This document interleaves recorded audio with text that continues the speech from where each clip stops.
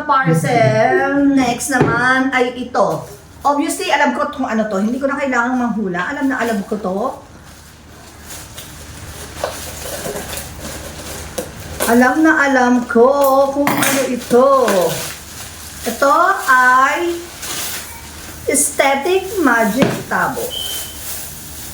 Tama-tama, pwede na magpalit ng tabo. So, dahil meron kaming apat na CR dito sa bahay namin. 4 na piraso din yung binili ko. 3, 4. Dahil nauso-uso yung mga aesthetic na yan, lahat na lang misis gusto mga aesthetic ang gamit. Aesthetic tabo, 4 na piraso. Magagamit naman. In fairness naman sa akin, puro pambahay yung pinili ko.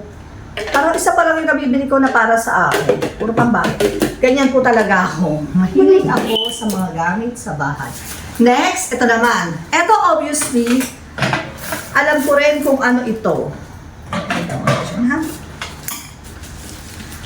Ito ay, sorry ka masusurpresa kung ano ito. Ito yung binili ko before na hanger. So, ang pinili ko is gold. Pero, alam naman natin na kapag ang mga seller, wala na silang stock ng certain items, sesendan kanila ng mga bagong items. O ng mga items na iba dun sa binili mo. Hoping na wala kang time magbalik ng mga parcel. Ang wish ko lang, gold hanger to. Well, kahit naman hindi siya gold hammer, hindi na siya pwedeng ibalik. So, pagtsatsagaan ko na.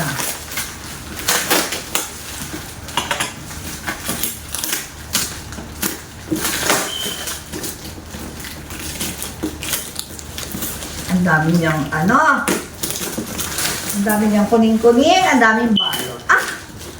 In fairness, gold siya. Ang taray. Parang sign na talaga to. Itong mga binili ko, sign na to na mag-ayos ako ng walk-in closet ko. At sign na to na mag-ayos ako ng pantry cabinet. Alam ko 20 pieces yung binili ko. 10 pieces lang pala. So, ito, golden hanger. Bali, 1, 2, 3, 4, 5, 6, 7, 8, 9, 10 pieces na golden hanger. Dito siya dito, ha. Next, ito. Whatever it is, surprise, surprise. Lagi namang surprise ang sinasabi ko. Pansin nyo, mahilig ako yung mga gold. Kasi yung bahay ko, ang theme niya is white, black, and gold. Well, hindi ko naman siya inaano masyado ng punong-punong ng gold kasi ang lakas naman makamadam nun, di ba? Pero nag-i-stick ako. As much as possible, pag bibili ako ng mga decors, bibili ako ng mga gamit dito, black, gold, and white.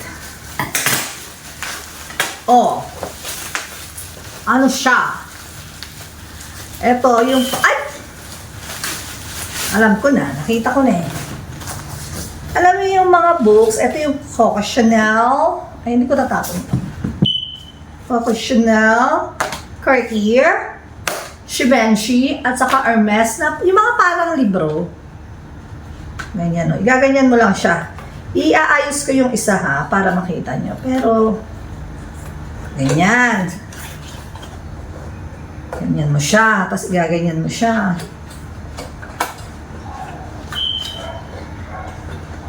Buti hindi pa siya naluho. Tapos meron siya mga tape dito sa loob ha. I-assemble ko lang yung isa para makita nyo kung anong klase siya. Para hindi nyo naman sabihin na bili lang ako ng bili. Tapos pang decorate to ng bahay. Sabi yung pampasosyal. At dahil hindi natin afford ang mga totoong books ng mga luxury items, nag-stick tayo kay Shopee at Lazada. Ayun. Magiging ganyan siya. Oh, di ba? Parang book siya. Ang taray. Sasabihin nyo. Pag ganyan. So, Hermes, Givenchy, Cartier at saka Coco Chanel. Lagay ko lang siya dito ha, hindi ko muna siya assemble. Tapos last item dito sa ating right side ay ito. Ay, naka-play ka ba? Wait, i-check mo lang, naka-play ka.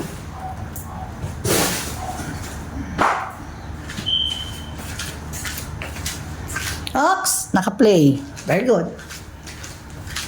Naka-play naman pala. Next natin, ito. Sana useful. Kasi useful naman yung mga magagamit ko naman siya. At saka parang ito talaga yung sign na binigay sa akin ni Lord para, hoy, inay, mag-ayos ka ng bahay na. Mag-dispose ka, mag-declutter ka. Ayan na, yung mga binuksan mong items. Magagamit mo yan sa pagde-declutter at pag-aayos ng mga bagay na dapat mong ayusin sa bahay. So, sana mapanindigan ko to. At since malapit na naman yung February na ngayon, malapit na yung vacation. March, April, vacation. What's this? Ay! Pichel. Pichel siya mga neng. Ang hirap buksan! Ang kapal ng balot kasi nga babasagin siya. So, kaya makapal yung balot niya.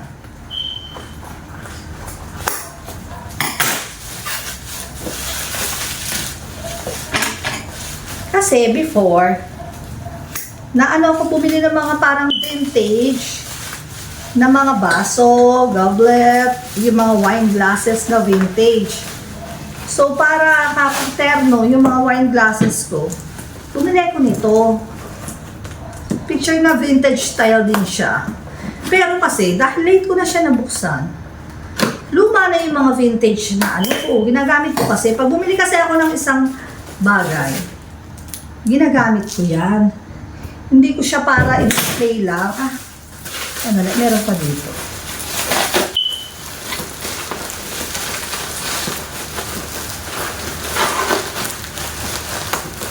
Parang wala naman.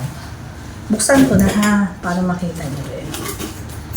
Pieces naman, hindi siya yung kasi yung gusto ko, yung may gold trim. Pero okay na rin to kasi yung mga baso ko pala, is nawawala na yung gold trim niya sa edge. Ito lang sana yung gusto kong gawin. Asya. Diba? Ang ganda. Gandara. Pichel na vintage style. Siya ito. So, since wala na tayo dito, sandali urong ko lang ng konti para magka-space tayo kasi baka mabagsak yung mga items. Dito naman tayo sa left side. Huli na natin itong pinakamalaki, ha? Parang, sandali water break muna.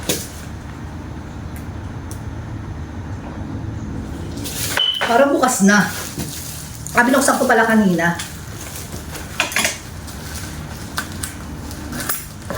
Naka-box siya. Oh yes, I know naka-box. Pero hindi ko naman alam kung ano yung laman ng box. Diba?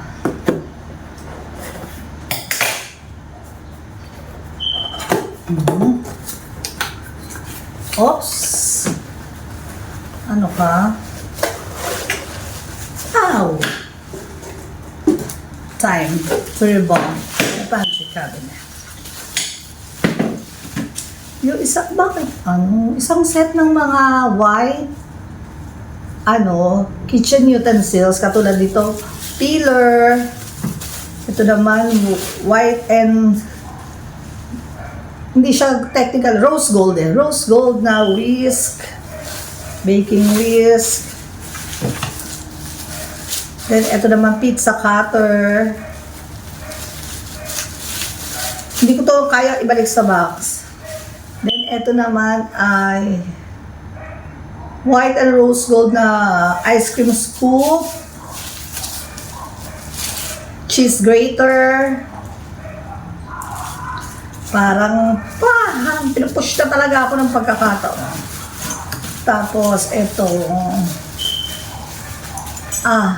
yung garlic press,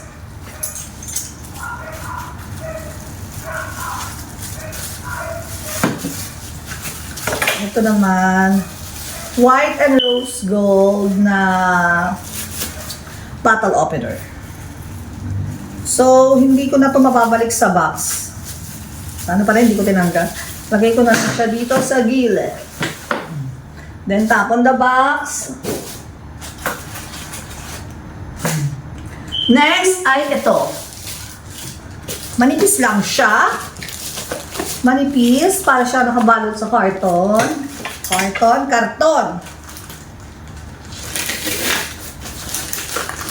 Tapos, hindi ko alam kung ano to.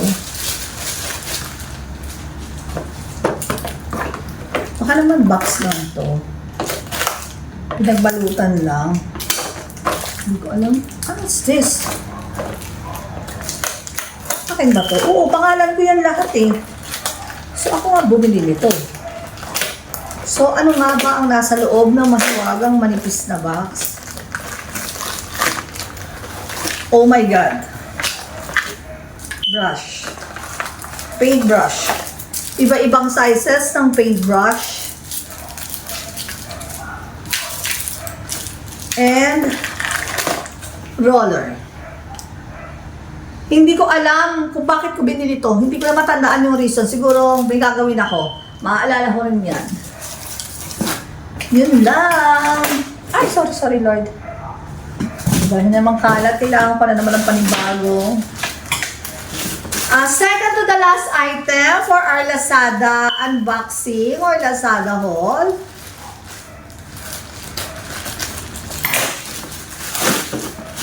Hinuli ko yung pinakamalaki para kunwari what's this? Slim drawer box. Hindi ko na alam kung saan ko gagamitin itong mga siguro sa school supplies si Andre. Siguro sabi ng pagkakataon, maglinis ka na. Ligpitin mo na ang mga school supplies ng anak mo. Sabay-sabay mo na yun. Ay, yung ganyan. Tapos, ano siya? Tanggalin ko na sa ano.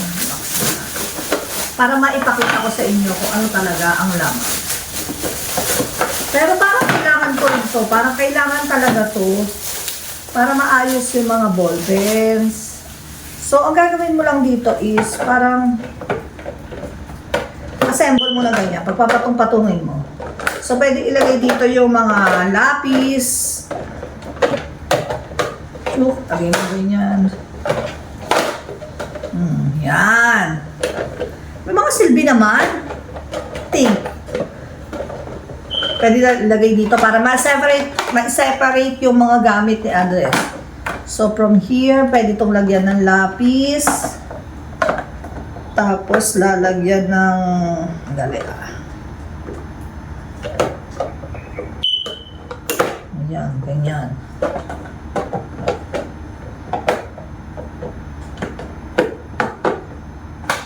Lalagyan ng eraser, sharpener, kung ano-ano pa. Pang ano pa rin yan, pang organize pa rin. Talagang ito na yata talaga ang sign na mag-organize ako ng mga kagamitan. So, tagay ko lang muna dito ito para magkaroon ako ng space. Move. Para magkaroon tayo ng space. Kung ano man ang laman itong malaking box na to. Hay nako. Siguro bukas ko na rin din gagawin yung ano.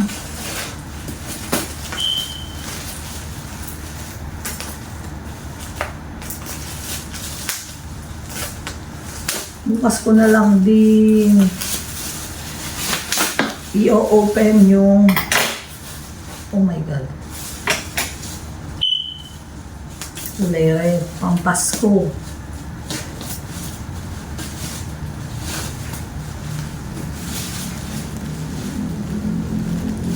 Ano to? Kulay red siya. Kitchen mat. Alam ko na to.